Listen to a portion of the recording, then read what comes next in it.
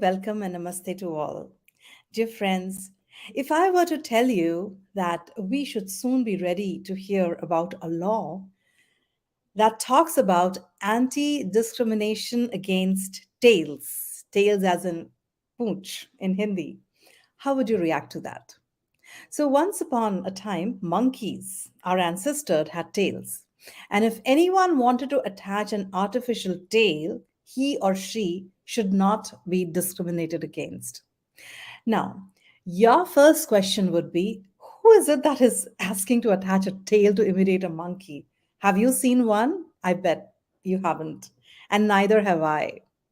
But, dear friends, I had the same reaction when I heard about the law on caste discrimination being introduced by a councilwoman, Kshama Sawant, in Seattle. How many times have you been asked to introduce yourself along with the details of your caste? Now, wait a minute. Did you hear me say the word caste?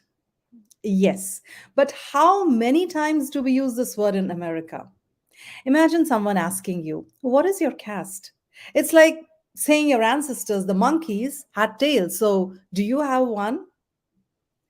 So, today we have in our esteemed panel Pushpita Prasad and Aldrin Deepak. So, we will have a discussion on this topic. Pushpita is a communications professional, human rights activist, as she is a researcher. Many of her articles are related to Hinduism, its festivals, traditions, decolonization, etc., have been published. And Aldrin Deepak, he is a technology worker. He's well versed in Sanskrit and enjoys studying and teaching about Hindu Dharma.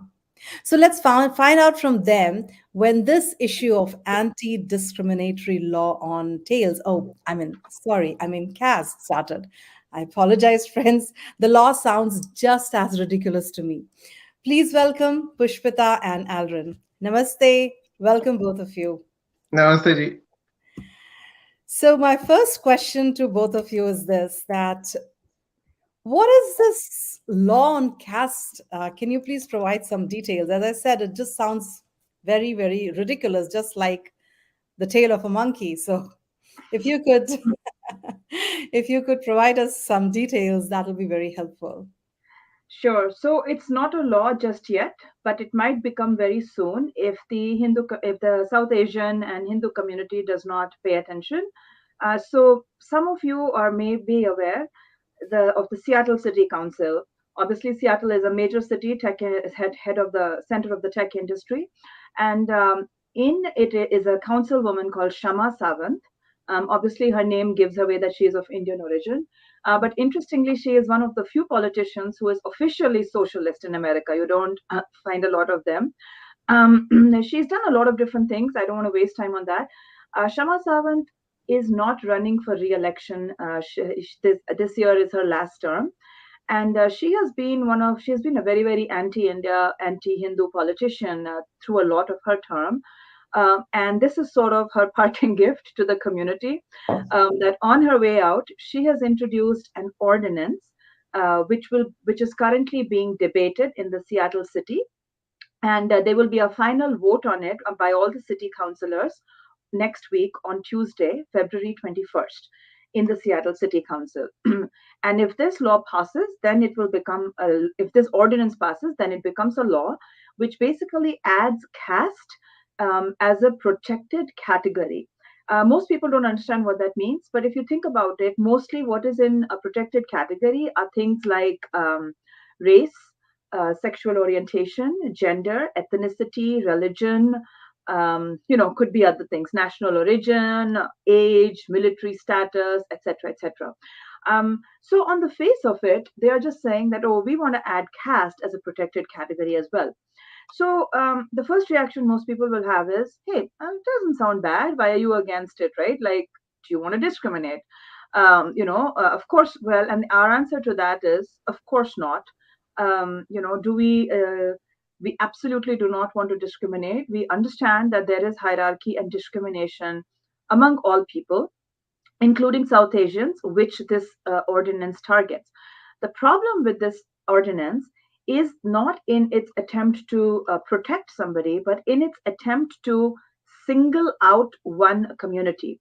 That is where the problem lies. So all these other categories that I mentioned, right, race, gender, national origin, etc., etc., they are all applicable to everybody, right? Every individual has a national origin, has a sexual orientation, has a gender, is an atheist or belongs to a religion. So these are universal categories. Whereas in the case of this ordinance, what is being singled out is South Asia. And it's very interesting to hear a very liberal and diverse city like Seattle say that one group and one group alone is apparently more prone to discrimination and hierarchy than maybe every other human group in the world. So we have to wonder what is the basis for such a discriminatory and frankly racist assertion, right? Where you really wouldn't be saying that about almost anybody else, that, oh, you're more this or that, right? We always caveat it with, well, this individual might have this or that problem. But we're very careful before attributing things systematically. So that is fundamentally the problem, that it is singling out one community. And then there are all the deeper problems that, for those of you who have followed, this is the outcome of a caste fight that has been happening quite aggressively since 2020, when the state of California sued Cisco Systems, alleging caste discrimination among two of its managers against a Dalit employee. And it sort of set off a whole domino effect. And we've had university after university sign on to these kind of policies. In 2021, the county of Santa Clara in California, home of the tech industry, also tried to introduce something similar with the exact same group of players. And thankfully, at that point, the community, the South Asian community, sort of banded together and helped to explain to our stakeholders, to our lawmakers, what exactly they were getting into, why this benign sounding law was actually not a good idea at all and was actually going to set up discrimination against a different set of people. So I could talk about it for an hour, but that's it in a summary. The problem is it singles out one group, it discriminates, it makes a lot of assumptions about guilt, and it fundamentally contravenes some principles of justice, namely that people are innocent till they are proven guilty. So a lot of this harks back to the Cisco case. I just want to say one, I don't know what is the truth of the Cisco case, obviously, because it's under court jurisdiction. But it's been almost 3 years since that court case was filed in June of 2020. And all we can say is that almost 3 years later, nothing has been proven. Nothing has been proven. And do remember, even if it is proven, all that is guilty are the two individuals, not the entire community they come from. Because if you assume an individual's guilt to the whole community, that is the classic case of, any kind of phobia. That is the classic case of how you say stereotyping, discrimination. That is how, anti-Semitism, Islamophobia, every kind of phobia is exactly that. So, after hearing this from you, Pushpita ji, I am even more, actually, it just confirms my bias about the monkey's tail, to be very honest, because when I heard about it for the first time, the very first thought that came to my mind, how is somebody going to prove what is my caste? And so this is my next question to Aldrin. How can law determine an individual's caste? I can come and tell you I am an untouchable. I mean, I don't know, call me whatever. How can anybody prove that I'm not? Well, that's the irony, isn't it? It's that this entire thing looks like some bad B budget movie that's really gone wrong. So this is exactly why I got involved. So, I mean, going back to the Cisco case, when you see how they describe Dalits as oppressed, dark-skinned, uneducated people. So when I read that one, I mean, if you see my family, I mean, they're in all spectrum of colors and all spectrum of education level, and they're living in all different kind of lifestyles. So it was just very infuriating. And this was written by somebody who obviously have not um, known or experienced how people are, and just assumed whatever the stereotype that was given to, and basically just come up with their thesis to get to the next level in their education system, whatever. I don't want to speculate why they do this, but it obviously does not come from a good place. It's a very, it's not very well thought out of uh, um, um, theory. So when I see that one, I just doubt, like, why are you trying to come up with something that does not really exist? I've lived in America for like last 35 years, and I have plenty of friends from all over the world, but none of my Hindu friends ever asked me what caste you are, right? I had as many Westerners who go and visit India, and they all come and talk about, oh, there's caste system there. Like, it was funny because I would always tell my partner, like, I would sit right in front of them. You're talking about these people like they don't exist. I'm sitting right in front of you. You can't tell who I am, but you obviously somehow 3 weeks vacation, you come and confirm that there is caste system. So this is the problem, and this kind of ignorance is going to be taught in universities, and that is the scary part, because of course, once this is passed, this goes through institutions, educational institutions, corporations, and people will be adopting these things as if it is Bible's truth, right? So these are the very dangerous and very divisive kind of tactics that they're using to a community that has not seen any of the things. Now, just like what Pushpita ji said, anytime there is a oppression or discrimination, absolutely it should be punished with a severe account of law. But to separate people and somehow give them a title of, because of these people, they did this, they have this kind of innate DNA that they will discriminate. It's so ridiculous when you think about it. It's like a guy who brought several Indians from India, and he literally imprisoned them in Texas until the government went and released him. Now, he was one guy, and he did that. Now, are we going to put every Texan who is a business owner who has employed foreigners as a category to be added as a discriminatory category? That's how silly this law is. So, and like you said, how do you know who is Dalit? You can't know who is Dalit. And in India, how the jati system works is that in some parts, which jati is lower is not necessarily the lower jati in another part of India. So who is going to give you a certificate of what caste, what Dalit, which Dalit, and what range of Dalit he belongs? Now, in Dalit, there are even lower Dalits, right? Now, what if a Dalit is going to do something with another Dalit? How are you going to classify? Because they're not Savarna anymore. How is that going to work out? So all of these things, they have no idea how a community works.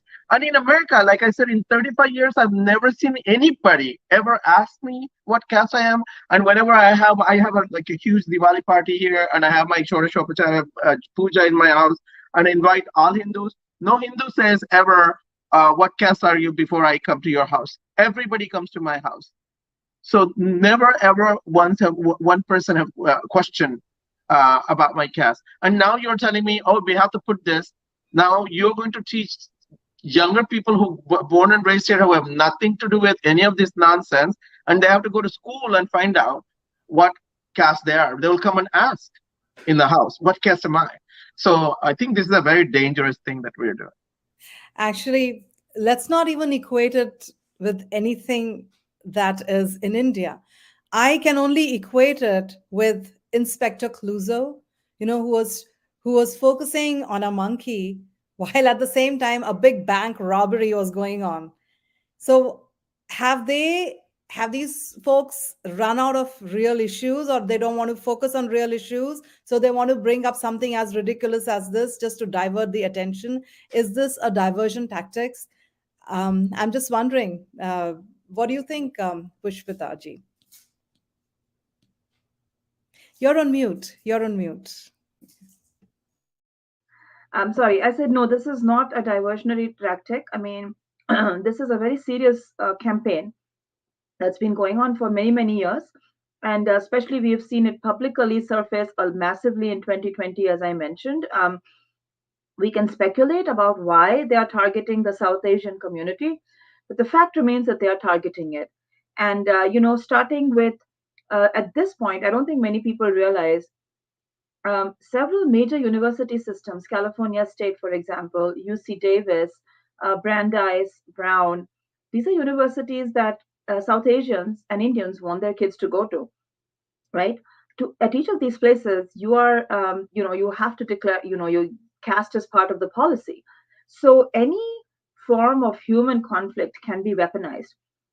And I think the community does not realize the impact this can have on their lives, that we're already seeing it have on our lives, because you know any form of human conflict can be given a caste spin. So when you hear some of the public, for example, today there was a public hearing in Seattle City Council, and unfortunately, the other side has an in. It is not a very fair process, because the whole movement is being sponsored by a city council. So even though people were waiting online for like 1.5 hours, they couldn't really speak. But the allegations, so many allegations against being vegetarian. Apparently, you are oppressive. And I just want the community to realize this, that, most of us don't think this will impact us, because we are not casteist in our day to day life. We are not discriminating against other people. So, like good meaning people, we think, well, I think it's not a bad idea. I'm not that way. Nobody I know is that way. So, if somebody is casteist, they should be punished. But you don't understand what is being defined as casteism. Being vegetarian is apparently a marker of being an upper caste. Having land in India is supposed to be a mark of upper caste. Wearing a janeu is a mark of, or sending your kids or to Sunday school, bal vihar, temple, etc., is mark of upper caste. So if you look at it from that criteria, and it was amazing when I heard the call today. God knows how many people were ranting about vegetarianism. And I was just sitting on that call and wondering, are South Asians not allowed to have dietary preferences? This is a country where more and more people have come around to the fact that there is a lot of dietary diversity. There is the keto diet, the paleo diet, there's kosher restrictions, there is halal restrictions. There is, people who do, I can't even begin to name how many kinds of restrictions are there, right? Lactose, restrictions, so many kind of, you ever go to book an airline meal, how many options do you get? But apparently what's not okay is for South Asians to want to be vegetarian, because that is evidence of casteism. That's one of the primary evidences of casteism that is offered, apparently, because speaker after speaker talked about not being able to cook meat in somebody else's house. It's so strange. Like, why would you not just buy a $20 pan and cook meat if you're sharing rooms with somebody who is, I mean, are South Asians not allowed to have their own cooking pan now? But these are the kind of ridiculous things that you'll have a city councillor advocating on.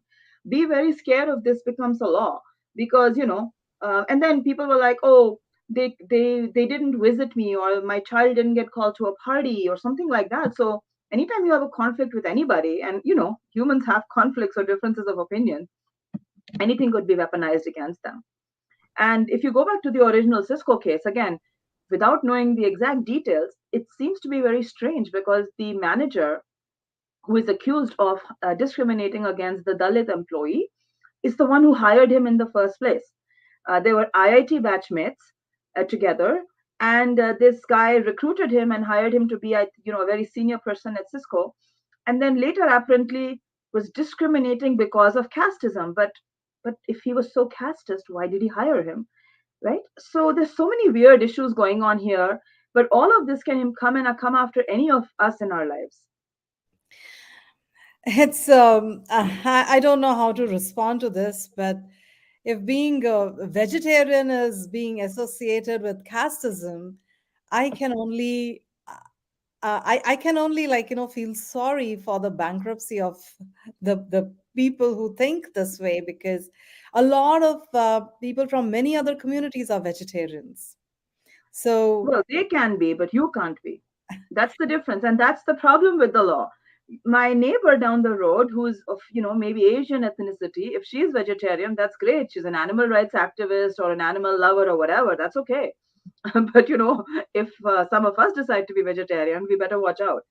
And I think not just that, right? I just use vegetarianism as an example. Holi is coming up, right? I'm sure we're all looking forward to it. But did you know Holi is casteist according to these experts that the city and the universities are listening to?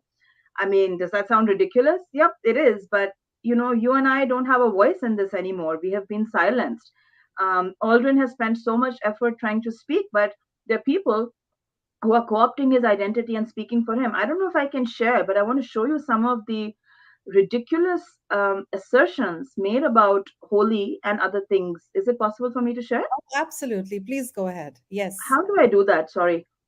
Um, I think I will. I can. I'll have to request. I'll have to request the admins to Okay, backstage. we can come back to it. Yes. So I think you can. Why don't you go ahead and talk about the issue that you were talking about, and maybe they can flash it on the screen. Okay. So I think I'm going to just look at it myself so that I don't get it wrong. So in 2020, so I don't know. So one thing we haven't mentioned yet in this conversation is Equality Labs. So this is the organization that has been driving a lot of this nonsense. Every allegation, every resolution that's been passed has come from this company. And one survey that they did in, I believe, 2016 or 2018. Never mind that since they did that, ever since the time they did that survey, organizations pushed back and said this is like a crazy survey. It's not scientific. It didn't matter. Um, it does, and so basically in 2020, these guys published an article that said, when Holi is practiced, creating a turbulent and frightening environment where gender-based harassment attacks rise during this time. This includes groups of men throwing balloons filled with rocks, water, or even semen at females who are walking in the street. We cannot expect more from a festival whose heart is literally the burning of an indigenous woman. Quote ended. I mean, of course, the article goes on to say a lot of other things, but I just was kind of trying to point this out is that when you see stuff like this, what else am I supposed to think? Then, this is an organization that is just dedicated to hate. How many of you have played Holi with balloons full of semen being thrown at you?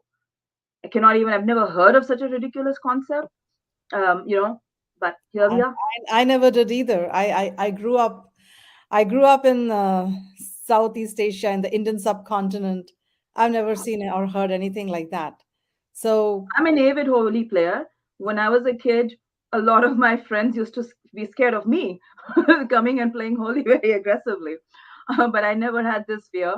And, basically, there is this attempt to paint Holi as a violent casteist festival, and where Holika, the princess of a ruling family, is turned into like a Bahujan woman.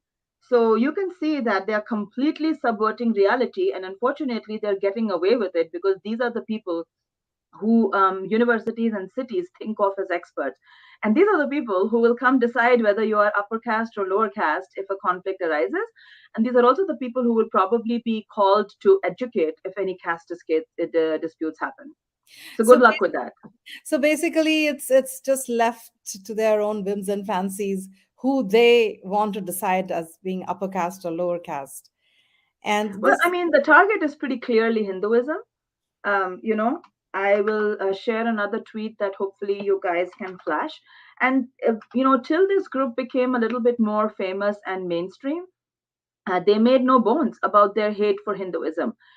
Their co founder and at that time political director basically put out tweets that said Hinduism should be demolished. So, again, now look, that is her right. I'm a big believer of the First Amendment. It's her right, it's Equality Rights Lab's right to work for the demolishment of Hinduism or any other faith. But it is not okay for the city of Seattle and for publicly funded universities to sign on to such hate and to mainstream such hate. That's what I think the community should be worried about. That a group that is basically dedicated to demolishing a minority faith is the one that's going to be sitting as judge, jury, and executioner. I see. So we are So sharing some tweets now. yes, we can see the tweets. Now, my next question to you, Pushpita or Aldrin, any one of you can answer.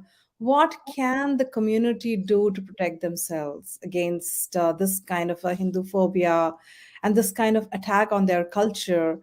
And it's just a very sad state of affairs because this is one of the most peaceful communities existing in this world today. So how can they protect themselves? Okay, sure. Aldrin, do you want to go? Or Okay. I can say. Well, I would suggest that you must become aware of what is going around you. You can't live in the la la land of the 90s and 80s thinking that, oh, we love everybody, everybody loves us. That's no longer the norm anymore. So they are definitely targeting, like, what is the reason? I don't want to go into conspiracy theory. I don't want to go into why it is. But all I can say is it's happening all around us. So they talk about our gods. They talk about, if you don't believe in gods, that doesn't matter. What is important is that there are people who do, and we are the minority of the minorities, and we live in this country, and we should have the same right as the other people, not exceptions, or not to be discriminated either. So in order for that to happen, people have to engage themselves and learn about yourself, learn about what's going on in political arena, and become a part of some organization who are doing good job, like Kona, and be active. And then there are simple things that you can do, like sending an email saying that, hey, I'm a part of this community and you're talking about me and you don't even know me. Or I'm a part of this community and I don't agree with what you're doing, and let's have a dialogue. See, like every time that these things pop up, like what Pushpita ji was saying, like every time that we went to these meetings, we were given chance to, like, 2 or 3 people given chance, very hurried, and then shut off. But there are 30 people sitting there, and then the dubious nature of these people is that they call themselves that they don't practice any of these things. But when it is convenient for themselves, they will call themselves Savarna, and they say that they're oppressing. Now, you're in America. Who understand what Savarna is, caste is, whatever? Why are you using that? Why are you sitting on a university chair and talking about Savarna being Savarna? Nobody cares. Nobody understands that thing. You're only using it so you can make your point. You're just gaslighting, so that other people, when they come, that they can say, oh, that's Savarna, this Savarna. See, you basically fight so hard so that people don't generalize other communities, right? But you are generalizing the entire Hindu community, right? And I don't eat meat during festivals. I don't. So Holi, when the Holi happens, I don't eat meat. We make vegetarian. Diwali in my house, when we have 50 people come over, they all eat vegetarian food. So these things are, you have to understand, these are not like little things. These are like dog whistle, So it's slowly putting these tentacles inside. It'll be too late before we realize, because once it starts making this law into these states, it will only get worse, right? And it will go into institutions, the educations, and you think about your children that has never ever, they don't know anything about Hinduism, they don't know anything about Jati Varna system, they only hear caste, or they read in their middle school book that what caste is. But now suddenly they go to school. Now they imposed caste system on them, and they have to now come back home and ask their parents, what is my caste? Oh, am I a bad person? You have nothing to do with this. And there are 5,000 jatis in India. How would you know who is who? What category is who? You want these poor kids to learn? This is nonsense. So I think that's why these are the things, keeping this in mind, please become active, at least understand what is going on around you, so you can contribute to your society so that you and your children will not be affected in the future. So, is there any campaign that you can? Yeah, so I think there are two things that I think there's one thing that every individual watching can do. Go to our website, kohna.org, and you will find a campaign we are running towards the Seattle City Council. It's a one-click email. Please read it and put your information in and send it. Anybody can send it. You don't have to be a Seattle City Council resident, because do remember, Seattle is home to some of the biggest tech companies. So, you may not be in Seattle, you may not work for a company in Seattle, but you could be a vendor to Amazon. I mean, Amazon is one of the big companies. It's like, you think about where all its tentacles extend. So you could very easily be affected by it. And, so there is so please make sure to send in that one-click email. That should take you all of 2 minutes. If you have time, please write a personal email. You can find the city council names and city councilor names and send that in as well. And if you are part of any dharmic organization, please consider supporting it from an organizational perspective, which means, if you're part of a temple, a bhajan group, a dance school, a yoga group, a spiritual practice, whatever, right? Speak up, because your heritage in your religion and your ancestors are under attack, and you're the only one who can protect it. We can't, no knight on a white horse is going to come and save us. We are the only ones who can save ourselves. We live in a democracy. A democracy depends on its people speaking up for itself, and our community, I think, has been a little guilty of just being a little bit in its own world and not really understanding what's going on around it and what can impact it, because this all sounds very obscure, some city law, something, how does it matter me? Well, it'll matter to you very quickly, and you need to take action today. The vote is next week, so I hope everyone goes and signs that individual letter today, and then starts calling their mandir or their guru or their guru, whatever their group is, to take action. And of course, donate and support and volunteer for organizations like Kona, because we're all doing this in all the spare time that we have in the world. And this is a fight that the community needs to get involved in, because otherwise it's very easy to label us as fringe or right wing.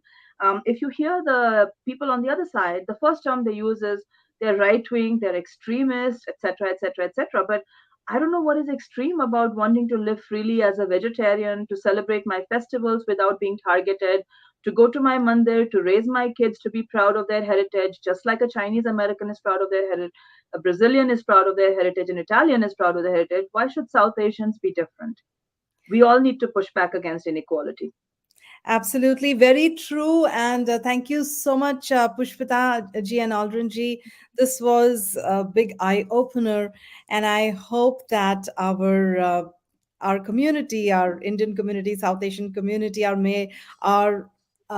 really they open their eyes now that you have made them aware. But thank you so much for coming to our program, and hope we will see you again very soon, shortly. Thank you so much. Thanks for having us. Namaste. Namaste. Friends, the land of the free and the home of the brave. This is how we describe our America. This is the land that we adopted and chose to live and bring up our kids.